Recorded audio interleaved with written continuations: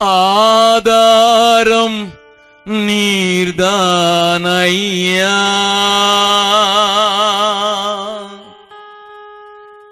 எந்த ஆதாரம் நீர்தான் ஐயா, ஆதாரமின்றி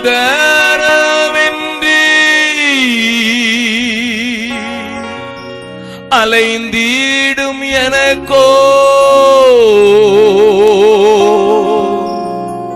ஆதாரம் நீர்தான் ஐயா,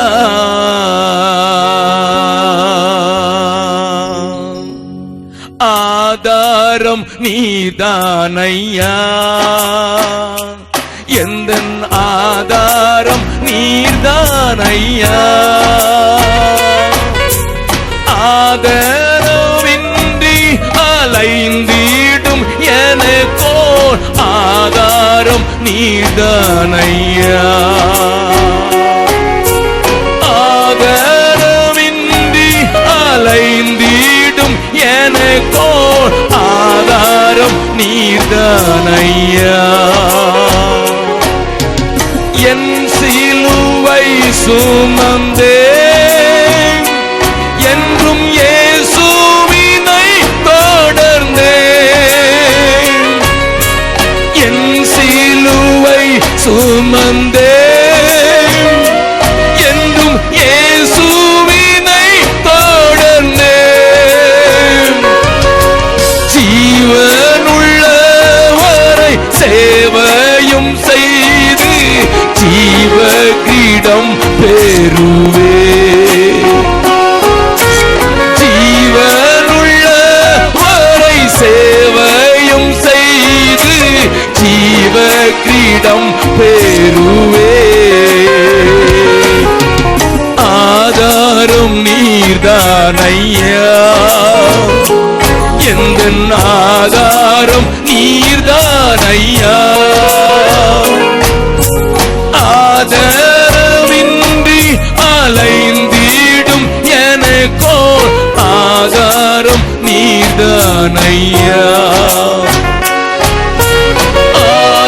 ஆதாரமின்றி அலைந்திடும் எனக்கோ ஆதாரம் நீர்தான் ஐயா. இயேசுவின் மூலம் ஜெபம் கேளும் நல்ல பிதாவே, ஆமென். உட்காரலாம்.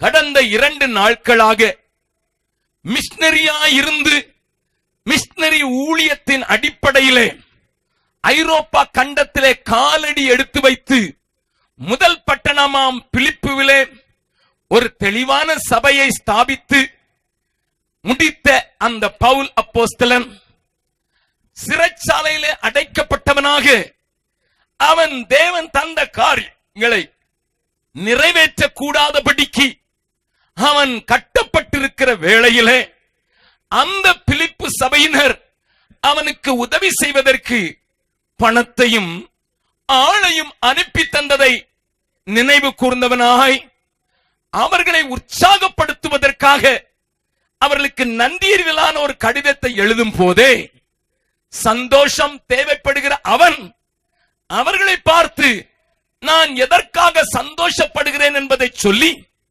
நீங்களும் சந்தோஷமாயிருங்கள், மறுபடியும் உங்களுக்கு சொல்லுகிறேன் சந்தோஷமாயிருங்கள் என்று சந்தோஷத்தின் ஊற்று கண்களை திறக்கும்படியாக ரகசியங்களை சொல்லிக் கொடுக்கிற ஒரு நன்றியறிதலான கடிதத்தை அடிப்படையாக கொண்டு நான் உங்களோடு கூட பேசி வருகிறேன். முதல் நாளிலே முதல் அதிகாரத்தை நான் உங்களுக்கு சொன்னேன். ஒருவேளை முதல் நாளும் நேற்றும் வராதவர்கள் இருப்பீர்கள் என்றால் புரிந்து கொள்ளும்படியாக அதை கனெக்ட் பண்ணும்படியாக இன்றைக்கு 3வது அதிகாரத்தை குறித்து பேசும் முன்னதாக விளக்கும்படியாக விரும்புகிறேன். முதல் அதிகாரத்திலே அவனுடைய நிலை என்ன என்பதை நான் உங்களுக்கு சொல்லி சந்தோஷத்தின் ரகசியம் வாழ்க்கையில் எப்படி வெளிப்படும் என்பதை உங்களுக்கு உணர்த்தும்படியாக காண்பிக்கும்படியாக கட்டப்பட்டு அடிக்கப்பட்டு நாளை தினத்தில் என்ன நடக்கும் என்பதை அறியாமல் வாழ்கிற மரண தண்டனையோ தலை வாங்கப்படுமோ அல்லது விடுதலையாவேனோ என்பதை அறியாமல் இருக்கிற அந்த பவுல், கிறிஸ்து எனக்கு ஜீவன், சாவு எனக்கு ஆதாயம் என்று முழக்கமிடத்தக்கதானவனாக மாறிவிட்ட அந்த பவுலின் ரகசியத்தை நான் உங்களுக்கு காண்பிக்க முயற்சித்தேன். அவன் சொல்லுகிறான், கிறிஸ்துவோடு கூட இருப்பதற்கு எனக்கு மிகுந்த ஆசை உண்டு. இந்த உலகத்தின் பாடுகள், வேதனைகள், கண்ணீர், கஷ்டம், குறைவு இவைகளெல்லாம் தள்ளிவிட்டு அவரோடு கூட எப்பொழுதும் இருப்பதற்கு ஆசை இருக்கிறது. ஆனால் உங்கள் நிமித்தமாக பூமியில இருக்கிறதும் அவசியமாக இருக்கிறதுனால எதை தெரிந்து கொள்வது இல்லை என்று ஒரு தடுமாற்றம் உள்ள இருந்தாலும் அவனுடைய உயிர் மூச்செல்லாம் அந்த முதல் அதிகாரத்திலேயே வெளிப்படுகிறது. கிறிஸ்து சுவிசேஷம், கிறிஸ்து சுவிசேஷம், கிறிஸ்து சுவிசேஷம் என்கிற அந்த சிங்கிள் மைண்டட்னஸ் என்று சொல்லுகிற காரியத்தை முதல் நாளிலே கொஞ்சம் விளக்கினேன். நேற்றைய தினத்திலே சந்தோஷமா இருப்பதனுடைய ரகசியம், என்ன நடந்தாலும் ஏது நேரிட்டாலும், சூழ்நிலையோ எதிர்காலமோ எனக்கு என்ன வைத்திருக்கிறது என்று தெரியாவிட்டாலும் நான் சந்தோஷமா இருக்க முடியும் என்பதனை விளக்குவதற்கு இரண்டாவது அதிகாரத்திலே அவனுடைய சப்மிசிவ் மைண்ட் என்று சொல்லி தன்னையே தாழ்த்தி அர்ப்பணிக்கிற ஒரு மனநிலை கொண்ட காரியத்தை வெளிப்படுத்துவதை மாத்திரமல்லாமல், கிறிஸ்துவை முன்னிறுத்தி, தன்னை முன்னிறுத்தி, தன்னால் பயிற்றுவிக்கப்பட்ட தீமோத்தேயுவை முன்னிறுத்தி, தன்னிடத்தில் அனுப்பப்பட்ட சாதாரண விசுவாசியாக வந்த எப்பாப்ராதீத்துவையும் முன்னிறுத்தி 4 பேருடைய வாழ்க்கையிலே அவர்கள் தங்களை தாழ்த்துவதற்கு என்ன செய்தார்கள் என்கிற ஒரு காரியத்தை தெளிவாக நேற்றைய தினத்திலே சொன்னேன்.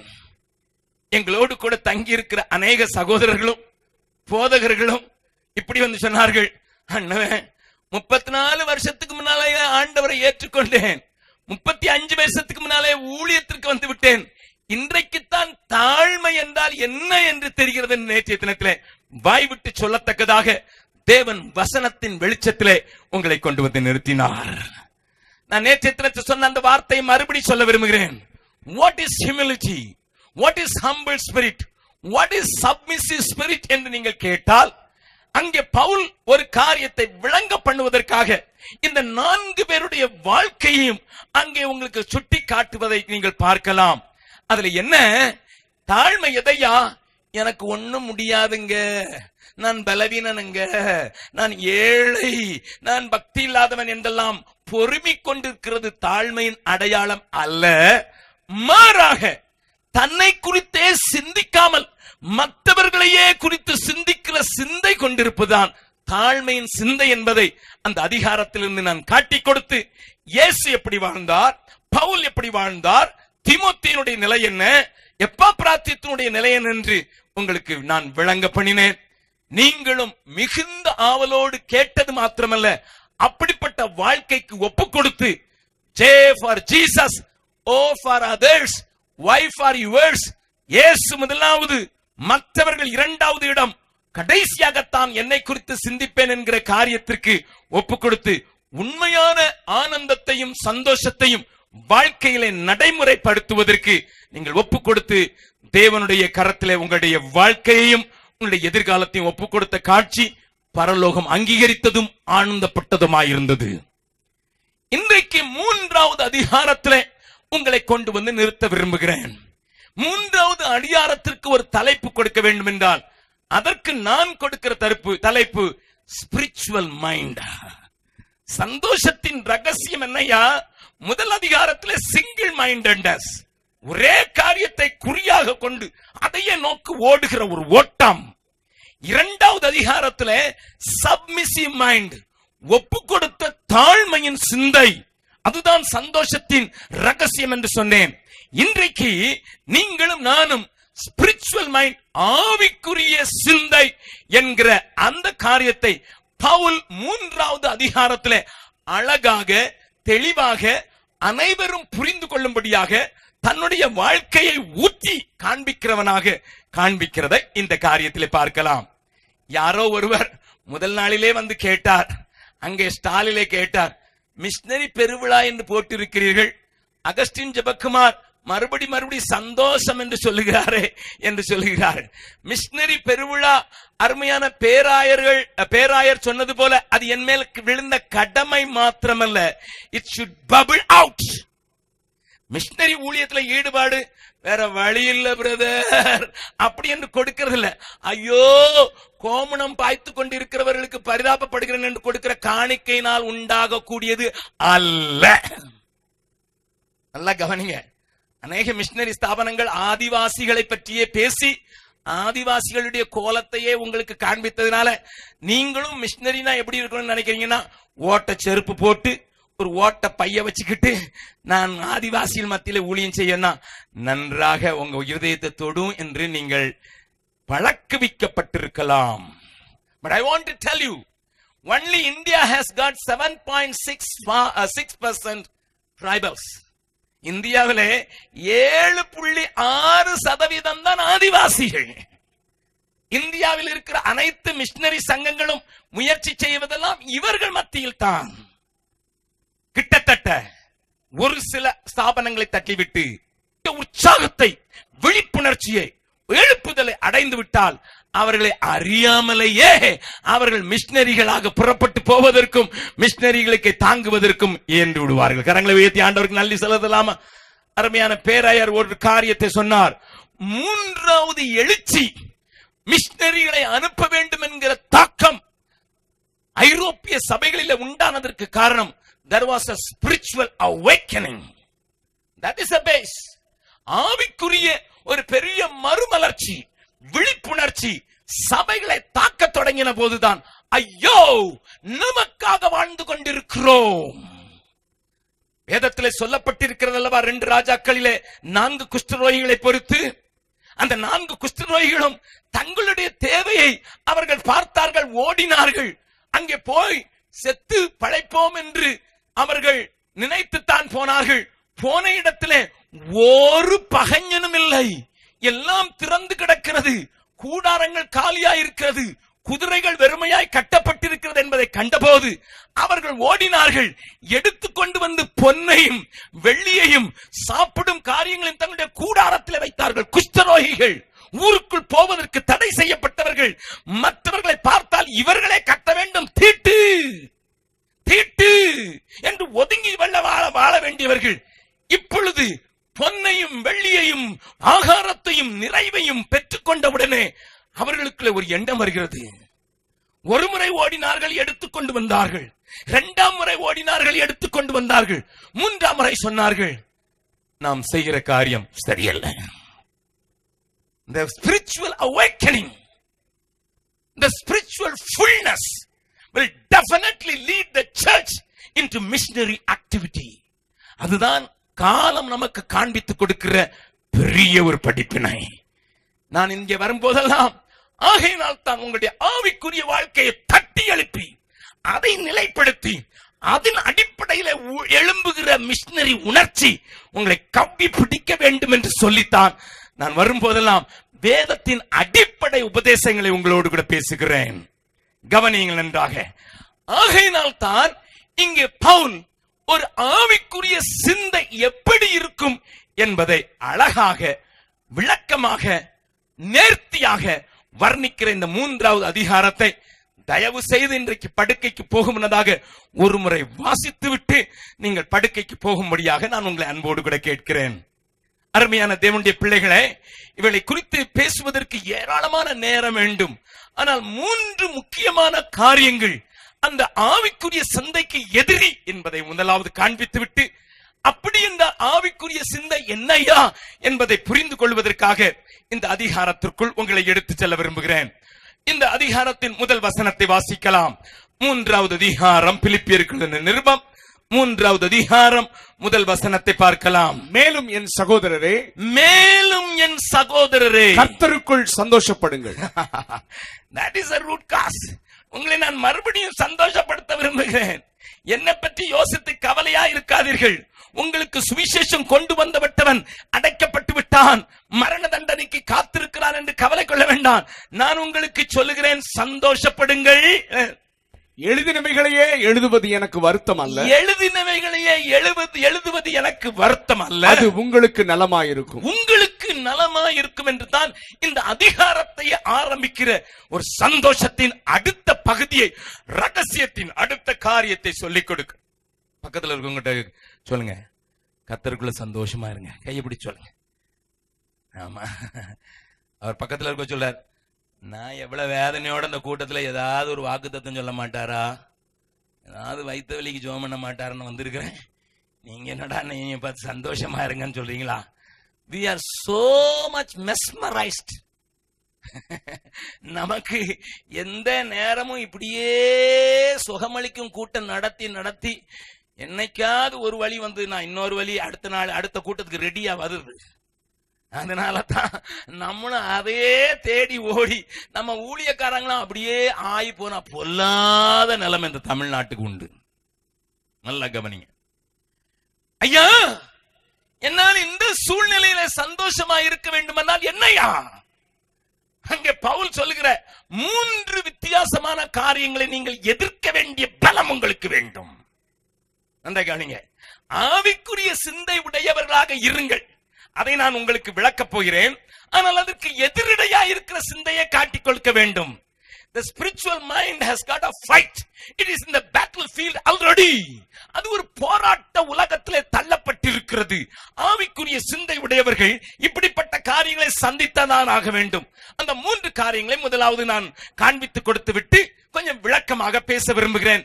நேரத்திற்கு முடித்து விடுவேன். கவனியுங்கள், 3வது அதிகாரத்தின் 3வது 4வது வசனத்தை வாசிக்கலாம். ஏனெனில் மாம்சத்தின் மேல் நம்பிக்கையாயிராமல், நன்றாக கவனியுங்கள், மாமிசத்தின் மேல் நம்பிக்கையாயிராமல் ஆவியினாலே தேவனுக்கு ஆராதனை செய்து கிறிஸ்து இயேசுவுக்குள் மேன்மை பாராட்டுகிற நாமே விருத்த சேதனம் உள்ளவர்கள். மாம்சத்தின் மேல் நம்பிக்கை வைக்க வேண்டுமானால் நானும் வைக்கலாம். வேறொருவன் மாம்சத்தின் மேல் நம்பிக்கையாய் இருக்க நினைத்தால் நான் அதிகமாய் அப்படி செய்யலாம். என்ன பவுல் எழுத விரும்புகிறார்? There is a fight between carnality and spirituality.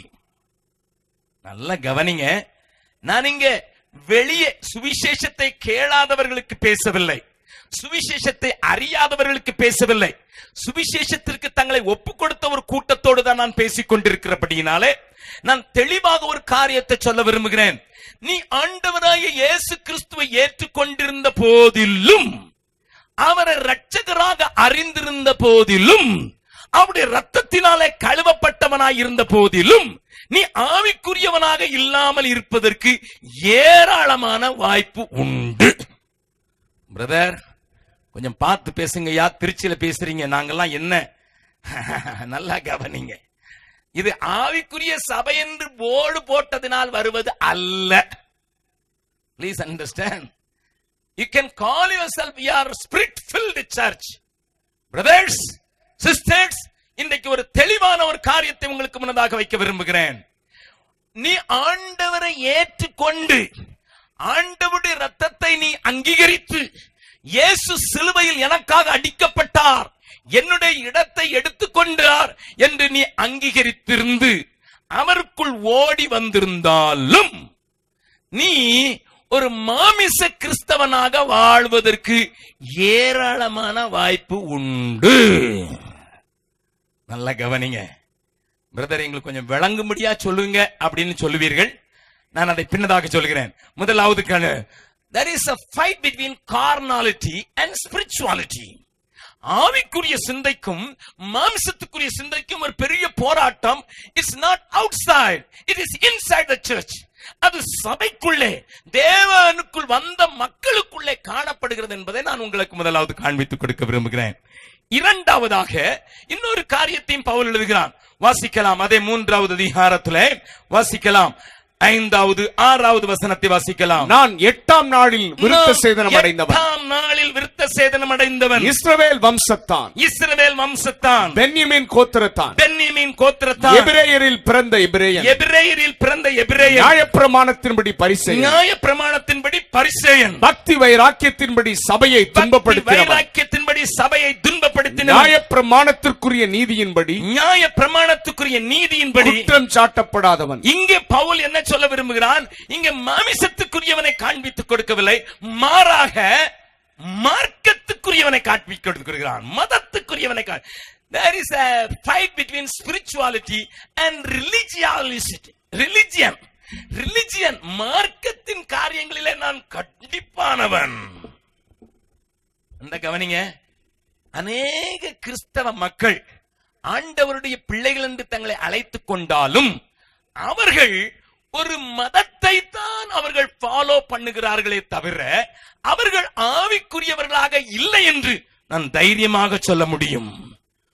ஒழுங்கா முழங்கால தான் நின்னு வேதம் வாசிப்பேன் பிரதர். Praise the Lord. காலையில் எந்திரிச்சு ஆண்டவருக்கு குட் மார்னிங் சொல்லாம நான் காஃபியே குடிச்சதில்லை. Praise the Lord. சபைக்கு ஒழுங்கா போவேன், வேத பாடம்னா ஒழுங்கா போவேன், எல்லா ஆக்டிவிட்டிலையும் நான் கலந்து கொள்ளுவேன். நல்லா கவனிங்க, காணிக்கையும் கொடுப்பேன், இதெல்லாம் ஒழுங்கா கிரமமா செய்றேன். நீங்க கொஞ்சம் பரிசேயனை கொஞ்சம் பாத்தீங்களா? அவன் பயங்கரமான ஆளு. ஆமா, அதை நில விளக்குவதற்கு நேரம் இல்லை. அதனால தான் பரிசேயன் சொல்கிறான், I am a performer of religious rituals. மார்க்கத்துக்கு சம்பந்தப்பட்ட மதத்துக்கு சம்பந்தப்பட்ட காரியங்களை கவனமாக நேர்த்தியாக பிசாகாமல் செய்கிறவன்.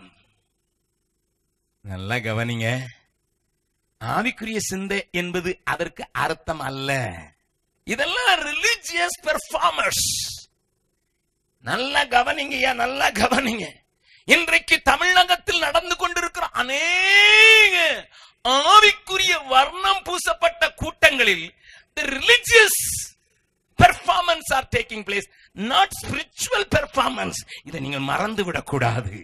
ஆவிக்குரிய காரியம் போல காட்சியளிக்கும், ஆனால் அது பியூர்லி மார்க்க சம்பந்தப்பட்டதும் மத சம்பந்தப்பட்டதுமாகவே இருக்கும் என்பதை நீங்கள் அறிந்து கொள்ள வேண்டியதற்காக பின்னதாக பேசுகிறேன்.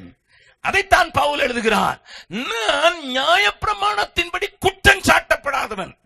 வெந்தயத்துல கூட தசம பாகம் ஒழுங்கா எடுத்து வைக்கிறாள். அல்லேலூயா. உங்க வீட்டுல வெந்தயத்துல நீங்க தசம பாகம் கொடுக்கறீங்களா?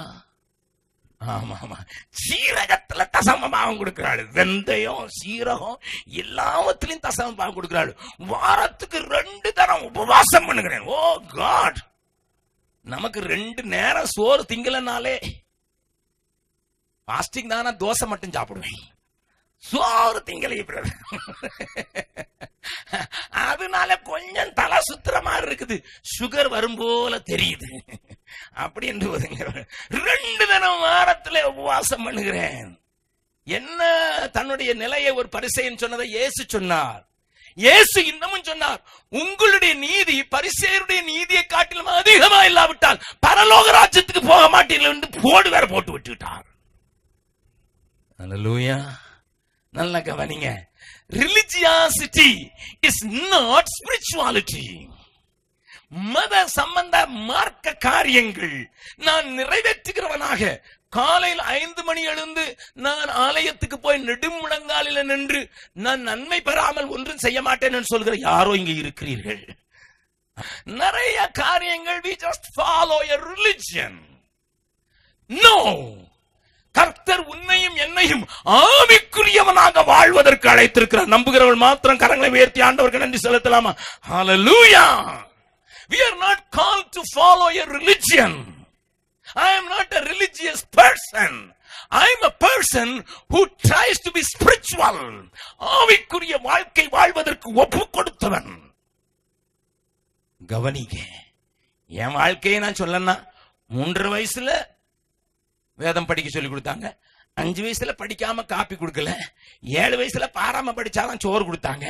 அப்படித்தான் என்ன கொயர்ல இருக்கணும், சண்டே ஸ்கூல்ல இருக்கணும், பாராம படிக்கணும். ஐயோ எங்க அம்மா இனிய ட்ரில் வாங்கினாங்க, ஒரு பிள்ளை தானா கூட ட்ரில் வாங்கினாங்க. But that never made me a real Christian. It happened at the age of 21. அது 21வது வயதில் தான் நடந்தது. கவனிங்க. இப்ப இன்னொரு ஆளையும் காட்டி கொடுத்துறேன். இந்த மூணையும் கொஞ்சம் விளக்க விரும்புகிறேன், அப்பொழுது நீங்கள் புரிந்து கொள்வீர்கள். மூன்றாவது காரியத்தை எழுதுகிறான், வாசிக்கலாம். பிலிப்பியர்கள் நிருபம் 3வது அதிகாரத்துல இப்பொழுது வாசிக்கலாம்.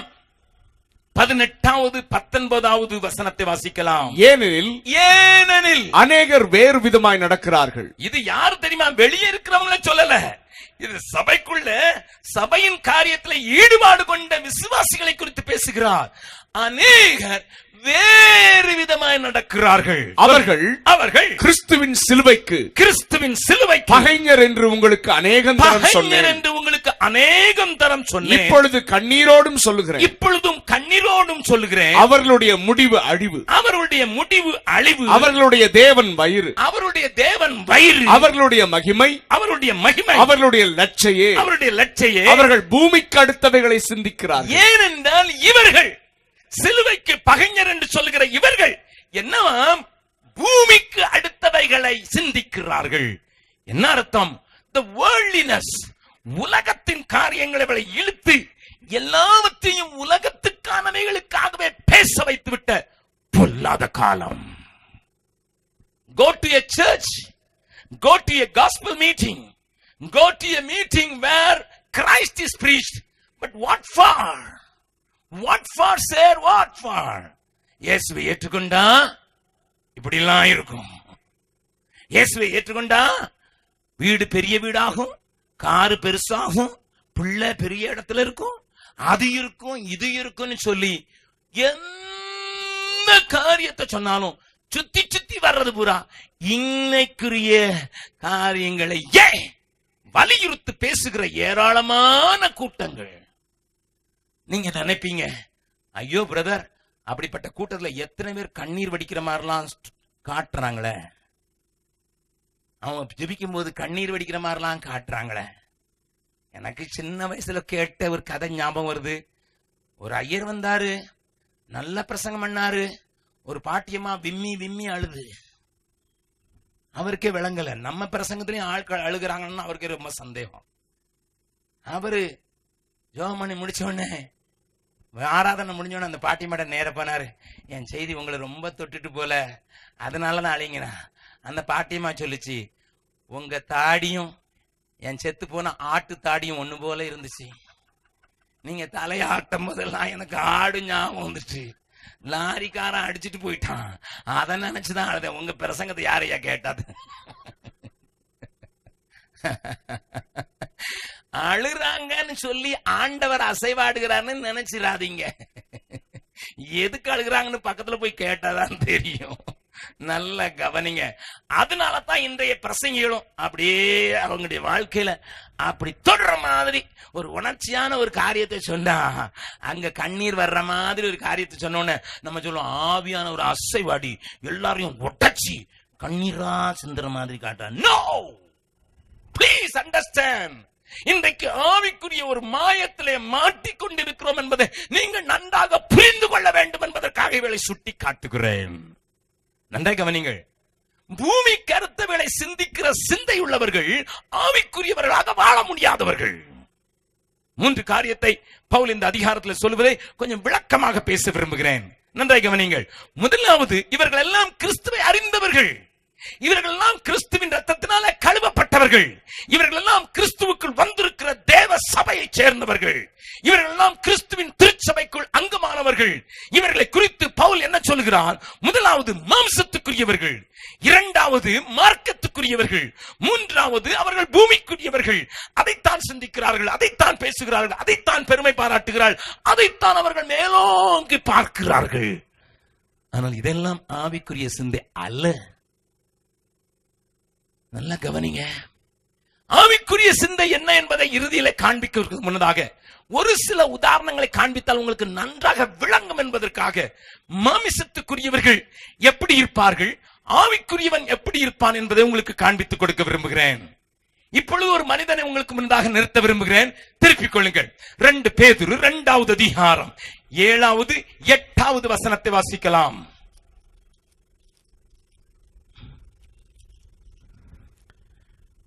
அக்கிரமக்காரருக்குள் வாசமாயிருக்க நல்ல கவனியுங்கள்.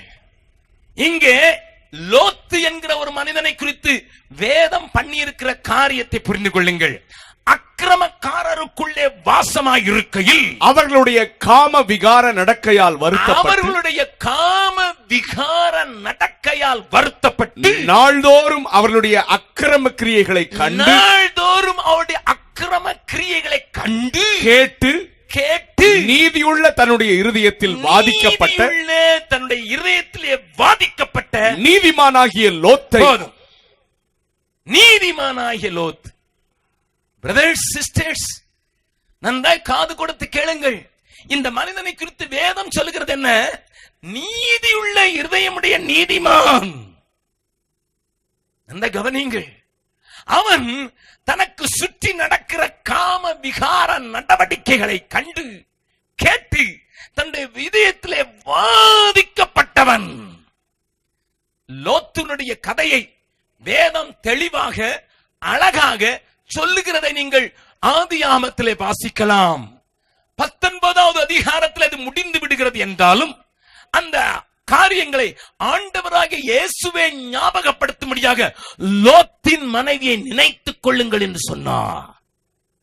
என்ன என்பதற்கு 3 உதாரணங்களை வேகமாக சொல்லுகிறேன். இவனைத்தான் நான் மாமிசத்துக்குரியவன் என்று சொல்லுகிறேன். ஒருவேளை வேதம் நீதியுள்ள இதயமுள்ள நீதிமான் என்று சொன்னாலும்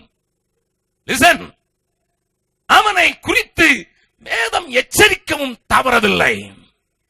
நீதிமான் என்று சொல்லப்பட்ட இந்த லோத்துவனுடைய நிலைமையையும் அவனோடு கூட தன்னுடைய தேசத்தை விட்டு தன் ஜாதியை விட்டு தன் சொத்துக்களை விட்டு புறப்பட்ட ஆபிரகாமையும் இணைத்து பார்த்தால் உங்களுக்கு தெரியும்.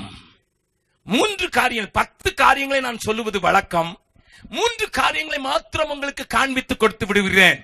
ஆதியாகமம் 18வது அதிகாரம் 1வது வசனத்தை வாசிக்கலாம். ஆதியாகமம் 18வது அதிகாரம் 1வது வசனத்தை வாசிக்கலாம். பின்பு கர்த்தர் மம்ரேயின் சமபூமியிலே அவனுக்கு தரிசனமானார். அவன் பகலின் உஷ்ண வேளையில், நன்றாக கவனியுங்கள், அவன் பகலின் உஷ்ண வேளையில் கூடார வாசலில் உட்கார்ந்திருந்து, ஆபிரகாம் பெரிய சீமான், கொஞ்சம் நன்றாய் கவனியுங்கள், ஆபிரகாம் பெரிய சீமான், அவனுடைய வீட்டிலே பிறந்து அவனுடைய வீட்டிலே யுத்தம் செய்ய வல்லவர்களாக இருந்தவர்கள் 318 பேர் என்று வேதம் சொல்லுகிறது. யுத்தம் செய்யக்கூடிய வாலிபர்களான அந்த அத்தனை வேலைக்காரர்களை கொண்டிருந்தவன், கிட்டத்தட்ட 1000 வேலைக்காரரையும் வேலைக்காரிகளையும் கொண்டிருந்த பெரிய சீமான். ஆனா உட்கார்ந்திருந்தது எங்க கூடாரத்துல. நல்லா கவனிங்க, பகலின் உஷ்ணமான வேளையில உட்கார்ந்து இருக்கிறான். அடுத்த வசனத்தை வாசிக்கலாம். தன் கண்களை ஏறெடுத்து பார்க்கும்போது இதோ 3 புருஷர் அவனுக்கு எதிரே நின்றார்கள். அவர்களை கண்டவுடனே அவன் கூடார வாசலில் இருந்து அவர்களுக்கு எதிர்கொண்டு ஓடி தரை மட்டும் குனிந்து ஆண்டவரே உம்முடைய கண்களில் எனக்கு கிருபை கிடைத்ததானால் நீர் உமது அடியேனை விட்டு கடந்து போக வேண்டாம். கொஞ்சம் தண்ணீர் கொண்டு வரட்டும். உங்கள் கால்களை கழுவி பாருங்கள், இளைப்பாருங்கள், சாப்பாடு சாப்பிட்டு விட்டு கடந்து செல்லலாம் என்று வலுக்கட்டாயமாக இழுத்து செல்கிறான். எத்தனை பேர் வந்தார்கள்? 3 பேர். சொல்லுங்க. 3 பேர்.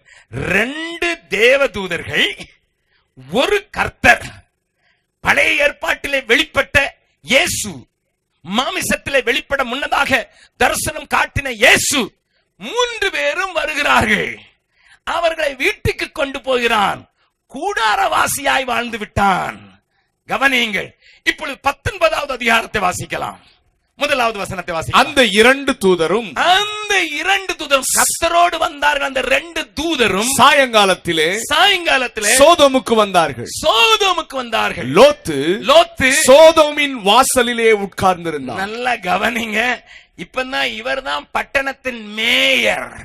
சோதம் பட்டணத்தின் மேயர் வாசல்ல உட்கார்ந்து இருக்கிறாரு. நல்ல வடிவமான, நல்ல பெர்மனன்டான ஒரு ரெசிடென்ஸ்ல வாழ்கிற லோத்து.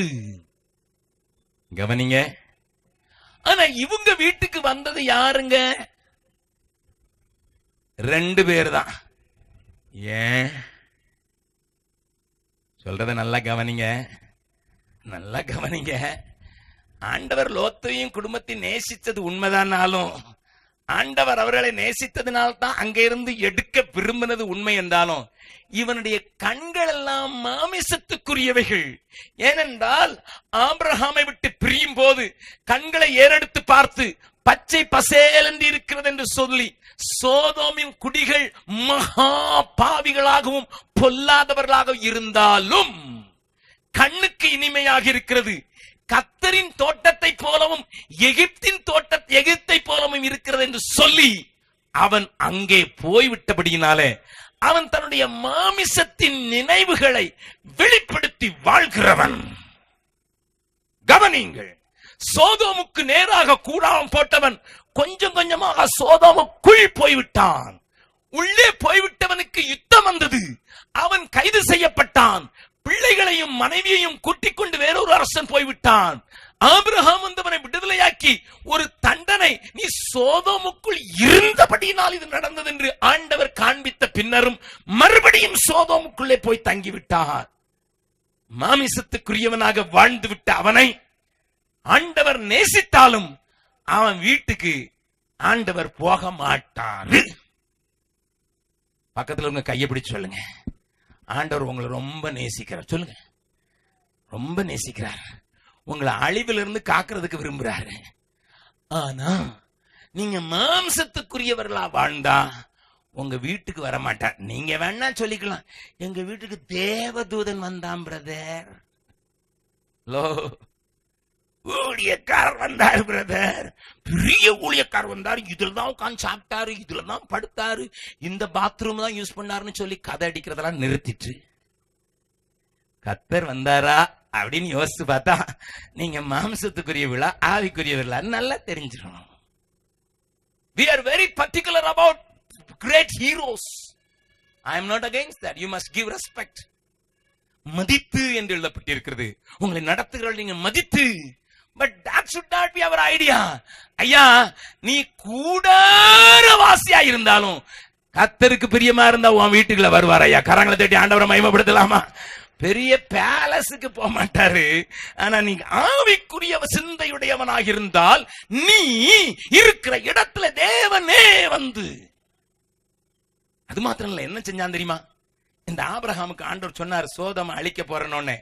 உடனே சோதோமுக்கும் இவனுக்கும் ஒரு சம்பந்தம் கிடையாது. லோத்தை தவிர வேற ஒரு சம்பந்தம் கிடையாது. சோதோமினால இவனுக்கு லாபமும் கிடையாது. ஆனால் தேவ சமூகத்திலே நின்று இருக்கிறான். 50 நீதிமான்கள் இருந்தால் அழிப்பீரோ, 45 இருந்தால் அழிப்பீரோ, 40 இருந்தால் அழிப்பீரோ, 20 என்று சொல்லி 10 வந்து நின்று விட்டான். Listen, people of God, it's got nothing to do with Sodom. It's got nothing to do with Gomorrah. But ஆவிக்குரியவன் அல்லவா, மற்றவருடைய அழிவை பார்க்க கூடாதவன்.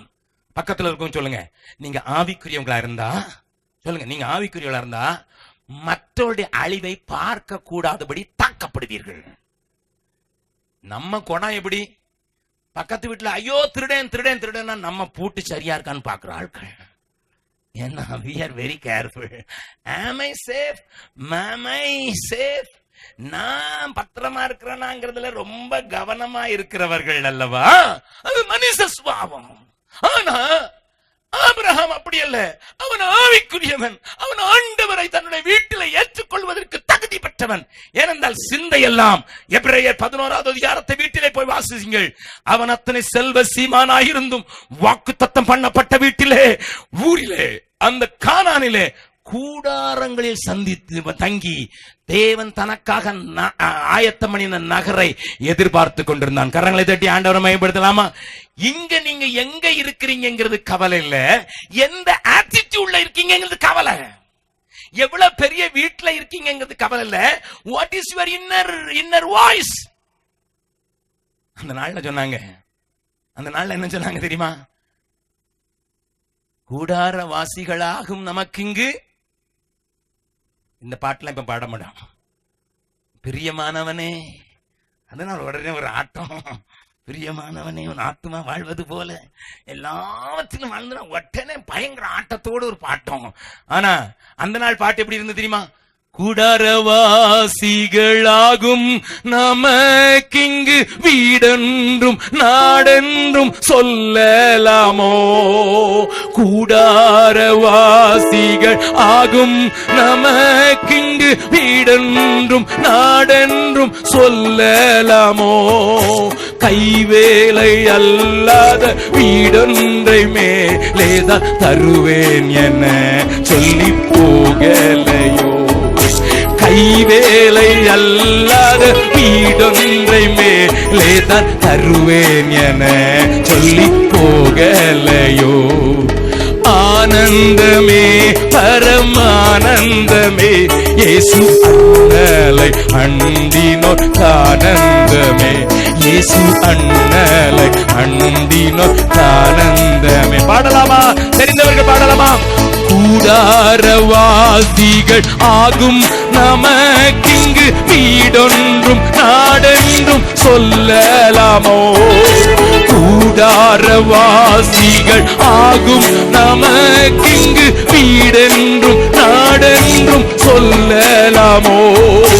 கைவேலை அல்லாத வீடொன்றை மேலே தான் தருவேன் என சொல்லி போகலையோ?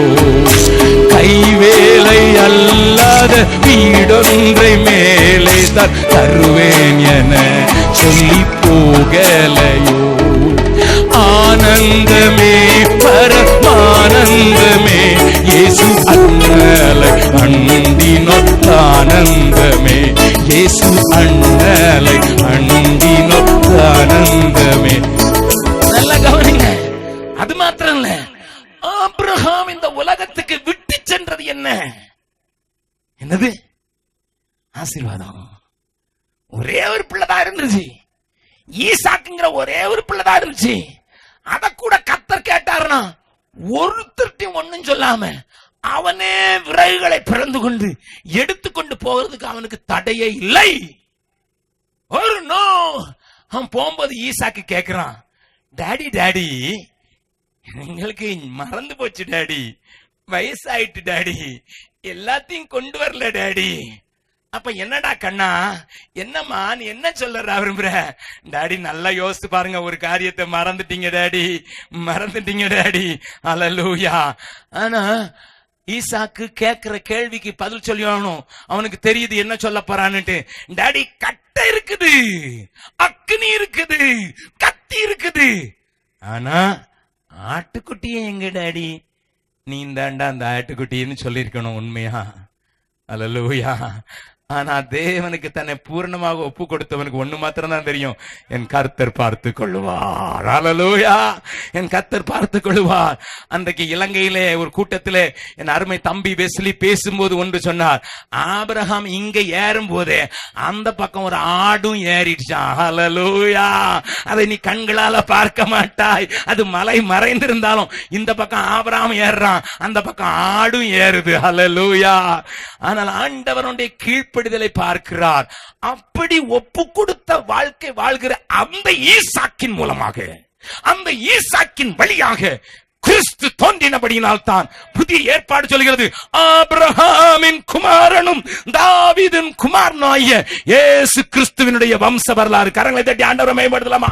இந்த உலகத்துக்கு இயேசுவை கொண்டு வருவதற்கு காரணனாக, கர்த்தனாக ஆண்டவரால் உபயோகப்படுத்தப்பட்ட பாத்திரம் ஆசீர்வாதமாகவே மாற்றிவிட்டான். கலாத்தியர்ல அதனால் தான் சொல்கிறான், ஆபிரகாம் மூலமாக புறஜாதியானியா உங்களுக்கும் எனக்கும் ஆசீர்வாதத்தை வச்சு போயிருக்கிறான்.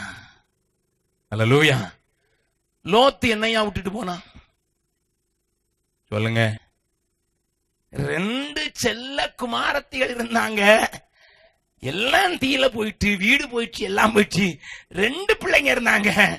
2 பிள்ளைகளால இந்த உலகத்துக்கு பெரிய ஒரு ஜாதியை உருவாக்கினான். ஓகே, அம்மோனியர், மோவாபியர் 2 பேரும் தேவ சபைக்கு உள்ள வரக்கூடாதவர்கள். அசுத்தம், அருவருப்பு, சாபம் 10 தலைமுறை ஆனாலும் வரக்கூடாதுன்னு ஆண்டவர் சொல்லக்கூடிய அளவுக்கு அத்தனையான விபச்சார சிந்ததியாய் 2 சாபத்தை விட்டுட்டு போனாங்க. பக்கத்துல உங்க கையை பிடிச்சு கேளுங்க, நீங்க என்னத்தை விட்டுட்டு போறீங்க? ஆசீர்வாதத்தையா, சாபத்தையா? ஆமாமா, நீங்க ஒழுங்க ஆவிக்குரியவனாயிருந்தால் உங்கள் கண்கள் பரத்திலே பறிக்கப்பட்டிருக்குமானால், அது பரலோகத்திற்காக செயல்படுமானால், நீங்கள் ஆவிக்குரியவர்களாக, ஆவியின் சிந்தை உடையவர்களாக வாழ்வது மாத்திரமல்ல, இந்த உலகத்தை விட்டு போனாலும் ஒரு பெரிய ஆசீர்வாதத்தை உங்களுக்கு, உங்கள் சந்ததிக்கும், உங்கள் தேசத்துக்கும், உங்கள் திருச்சபைக்கும் வைத்து விட்டு போவீர்கள். But if you live as a carnal person, மாமிசத்தின்படி வாழ்கிறவன், இந்த உலகத்துல, இந்த உலகத்துக்கு சாபத்தை, கேட்டை வைத்து விட்டு போகிறவன் என்று தைரியமாக சொல்லுவேன். அருமையான தேவனுடைய பிள்ளைகளே, அதனால தான் பவுல் எழுதும்போது எழுதுகிறார், 1 கொரிந்தியர் 3வது அதிகாரம் 1 வசனத்துல, உங்களை நான் ஆவிக்குரியவர்கள் என்று நீ பேசக்கூடாமல் மாம்சத்துக்குரியவர்கள் என்று பேச வேண்டியதாயிற்று. எந்த சபை தெரியுமா? 1 அத்தியாயத்துல வாசித்து பாத்தீங்கன்னா, எல்லா உபதேசத்திலும் சம்பூர்ணமாக போதிக்கப்பட்டிருக்கிறவர்கள்.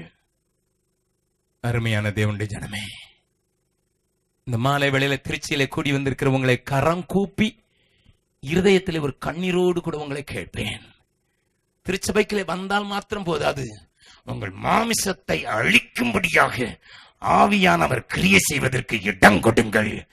ரோமர் 8:13 சொல்கிறது, ஆவியினாலே மாம்சத்தின் கிரியைகளை அழித்தால் பிழைப்பீர்கள்.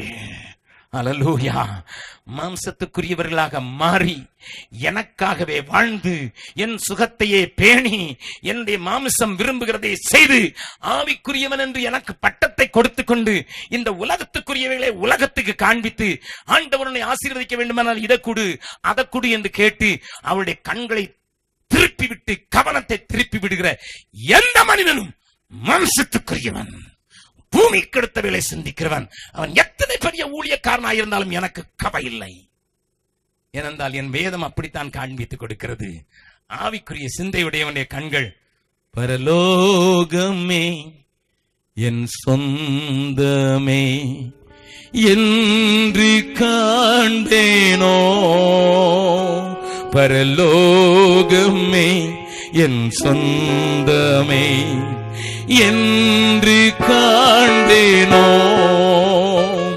என் இன்ப இயேசுவை நான் என்று காண்பேனோ. ஓ பரலோகமே என் சொந்தமே என்று காண்பேனோ, ஓட்டத்தை ஜெயமுடன் நானும் ஓடிட அருள் செய்வார். ஓட்டத்தை ஜெயமுடன் நானும் ஓடிட அருள் செய்வார். விசுவாச பாதையில் சோராமல் ஓடிடுவே, விசுவாச பாதையில் சோராமல் ஓடிடுவே. பரலோகமே என் சொந்தமே என்று காண்பேனோ, பரலோகமே என் சொந்தமே என்று காண்பேனோ, என் இன்ப இயேசுவை நான் என்று காண்பேனோ. பரலோகமே என் சொந்தமே என்று காண்பேனோ. ஆகையினால் தான் அந்த பகுதி 3வது அதிகாரத்தின் இறுதியிலே சொல்கிறார், நமக்கோ அங்கே நம்முடைய குடியிருப்போ பரலோகத்தில் இருக்கிறது. அதை விசுவாசிக்கிறவர்கள் மாத்திரம் ஒரு பெரிய அல்லேலூயா சொல்லலாமா? அல்லேலூயா. நல்ல கவனிங்க, லோத்துடைய ஊருக்கு அழிவு வருகிறது. நீ இருக்கிற இடத்துல அக்னி ஊற்ற போகிறது. நீ இருக்கிற காரியம் அழிக்கப்படுக போகிறது. உங்களை காப்பாற்றுறதுக்கு கர்த்தர் அனுப்பினார் 2 தூதர் சொன்னாலும் நல்லா கவனிங்க, அதை விட்டு போறதுக்கு இஷ்டமே இல்லை. தாமதம் பண்ணி ஒபே பண்றதுக்கு முடியல, அவனால அதை கீழ்ப்படிய முடியல, அழிவு வருதுன்னு தெரிஞ்சாலும் தாமதம் பண்ணினா அந்த 2 தூதரும் அவனையும் அவனுடைய மனைவியையும் 2 பிள்ளைங்களையும் கர கர கர கரன்னு இழுத்து கொண்டு வெளியே விட வேண்டி இருக்குது. ஏன் தெரியுமா? அவனுக்கு தன்னை குறித்தும் ஒரு கரிசனை எல்லாம் போச்சு. அங்க ஆபிரகாமுக்கு ஒரு சேதமும் நடக்காது, இங்க அக்னி விழுந்துனா இவனுக்கு ஒரு சேதமும் நடக்காத கரங்களை பரத்துக்கு ஏறாக நேற்றி ஆண்டவரே என்று நிற்கிறான். ஆனா உள்ளுக்குள்ள இருக்கவனுக்கு ஒரு பாரமும் கிடையாது, ஒருத்தரை குறித்து ஒரு பாரம் கிடையாது. ஆத்ம பாரமற்றவன், மற்றவர்களை குறித்து கவலையற்றவன், மற்றவர்கள் மேல ஒரு தாக்கத்தையும் உண்டாக்க கூடாதவன். அவங்க பெண்ணை கட்ட போற மருமக்க மாட்ட போய் எப்பா அழிய போதுன்னு ஆண்டவர் சொல்றாருன்னு சொன்னா, மாமா ஜோக் அடிக்கிறீரா அப்படின்னு கேக்குறான். He was a joker. ஒரு உலகத்துல மருமக்கள் மாக்க முன்னால டிராமா போடுறவனாகத்தான் காட்சி அடிக்கிறான். அவனுடைய வார்த்தைக்கு ஒரு மதிப்பும் கிடையாது. அவனுடைய வார்த்தை அவனுடைய பிள்ளைகளை தாக்கவில்லை, அவனுடைய வார்த்தை அவன் பெஞ்சாதிய தாக்கல, அவனுடைய வார்த்தை அவனுடைய மரப்போகிற மருமக்களை தாக்கல, அவனுடைய வார்த்தை வீட்டை சுத்தி இருந்தானா ஒருத்தனையும் தாக்கல. எல்லாம் வீட்டை வந்து இடிக்க பாக்குறான். யோ வெளியே வாயா, இவனா எங்களுக்கு அதிகாரியா பேசிக்கிறது இவனான்னு சொல்லி. நல்ல வேளைக்கு தேவதூதர்கள் அங்க கண் அடைப்பு ஊழியத்தை செய்தார்கள். குருட்டாட்டம் வராம போயிருந்தா அவங்க லோத்து வச்சு சப்பி இருப்பானுங்க இல்ல. பக்கத்துல இருக்காங்க, எத்தனை வேற சொல்லுங்க, பக்கத்துல எத்தனை வேற உங்க வார்த்தை தொற்றுக்கு. ஹலோ. ஆனா நம்ம ஆவிக்குரியவர்கள் என்று ஆவிக்குரிய சபை என்றும் சொல்லுவதில்லை. நம்மளை அடிக்கிறதுக்கு ஆள் கிடையாது. தேவன் உன்னோடு கூட பேசுகிறார். Am I a religious person or a spiritual person? Am I a carnal minded Christian or a spiritual minded Christian? Am I a worldly person or am I look above and live a spirit filled spiritual man? தேவஜனமே, நீங்க மட்டும் ஆவிக்குரியவர்களா இருந்தா உங்க சிந்த பரலோகத்தை பார்த்து இருக்குன்னு சொன்னேன்.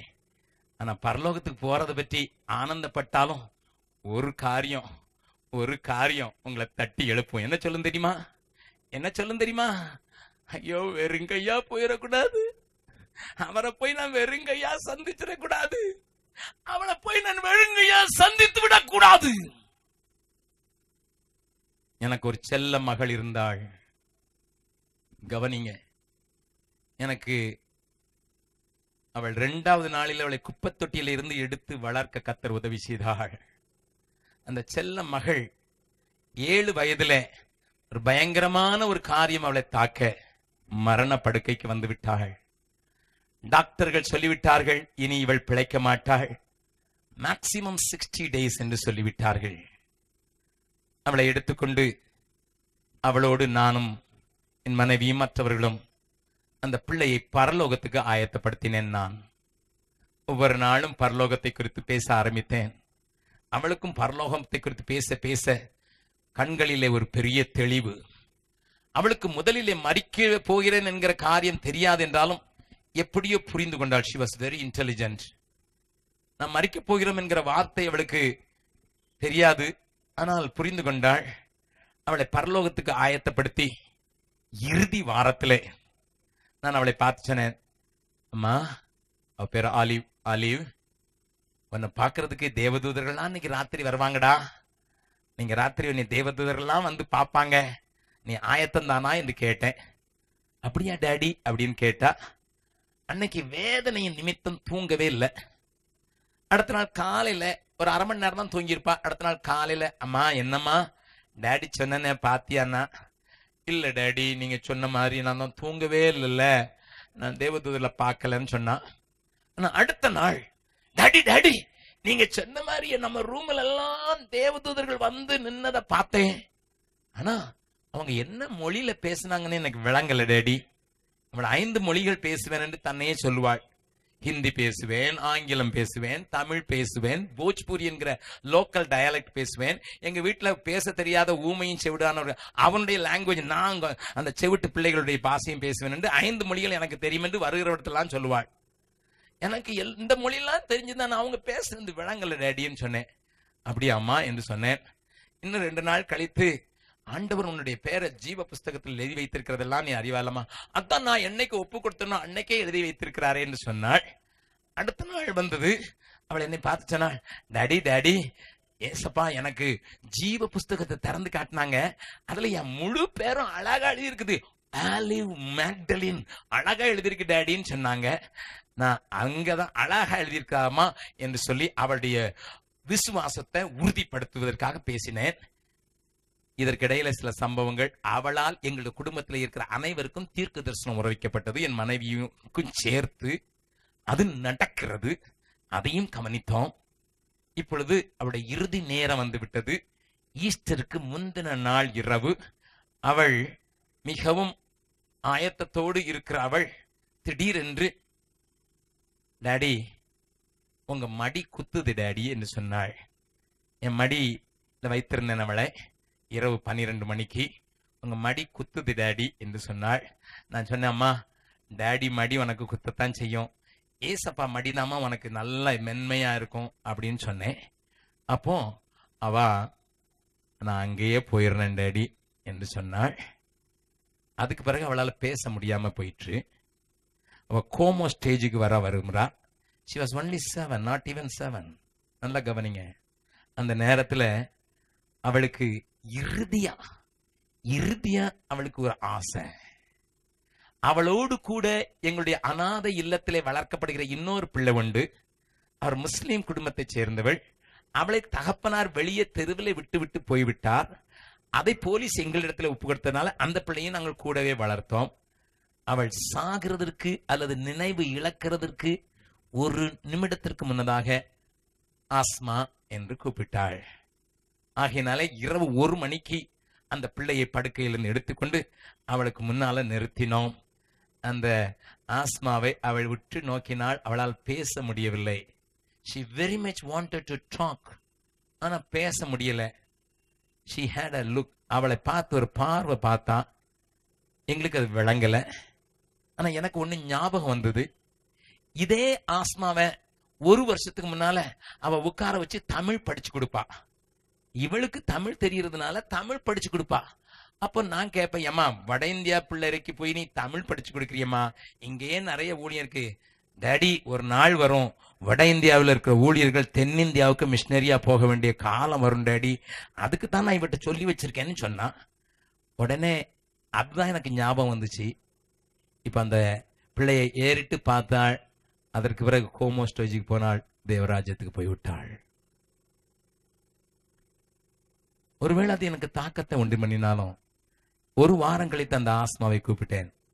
ஆஸ்மா, ஆலிவ் உனக்கு என்ன சொன்னான்னு விளங்கிச்சான். அவ என்ன சொன்னா தெரியுமா? அந்த பிள்ளை, அவளுக்கும் 7.5-8 வயசு இருக்கும். அந்த பிள்ளை சொன்னா, அங்கிள் அவ சாக முன்னால என்ன சொன்னா தெரியுமா? நான் கொஞ்சம் பேரை ஆண்டவருக்கு சம்பாதிச்சிருக்கேன், நீ வெறும் கையா வந்துடக்கூடாது, நீ ஒரு நாள் இல்லைனாலும் ஒரு நாள் மிஷினரியா இருந்து ஆண்டவருக்கு ஆட்களை சம்பாதிச்சு விட்டு நான் உன்னை சந்திக்கிறேன்னு சொல்லிட்டு போயிட்டா. எனக்கு தூக்கி வாரி போட்டது. When she had a talk like that with that girl, I don't know. எப்போ இந்த பிள்ளையோட அப்படிப்பட்ட பாரியங்களை பேசினான்னு எனக்கு தெரியாது. ஆனா அவருடைய ஒரு பார்வையில இறுதி நேரத்துல கூட ஒரு பெண்ணை மிஷினரி மைண்ட் ஆக்கி விட்டு என் மகள் போய் சேர்ந்து விட்டாள். தேவஜனமே, உன்னுடைய பார்வை பரலோகத்தை பார்க்குமானால், உன்னுடைய நோக்கம் பரலோகத்துக்குரியதா இருக்குமானால், நாம் ஆளும் போது நித்திய வீடுகளில் சேர்த்துக் கொள்வார் உண்டாகும்படி அநீதியான உலக பொருளினாலும் எனக்கு கொடுக்கப்பட்டிருக்கிற கிருபையினாலும் பலத்தினாலும் எப்படியாயிலும் ஒரு கூட்டத்தை இழுத்துச் செல்வதற்கு மாத்திரமல்ல, அறியப்படாத பகுதிகளை குறித்த பெரிசனையோடு வாழ்கிற ஆவிக்குரியவனாகவே வாழுவேன். என்னை கேட்டுக்கொண்டிருக்கிற அருமையான பிள்ளைகளே, Do you want to have a real happiness and joy in Christ Jesus? உன்னுடைய சூழ்நிலை ஒருவேளை கட்டப்பட்டிருக்கலாம், நாளைய காரியம் உன்னை தடுத்து நிறுத்திருக்கலாம். பவுலை போல ஒரு பயங்கரமான சூழ்நிலையில் தள்ளப்பட்டிருந்தாலும் நீ மற்றவர்களுக்கு சந்தோஷத்தை கொடுக்கக்கூடிய, மற்றவர்களுடைய சந்தோஷத்தை தட்டி எழுப்பக்கூடியவளாக மாறுவதற்கும் ஒன்று செய்.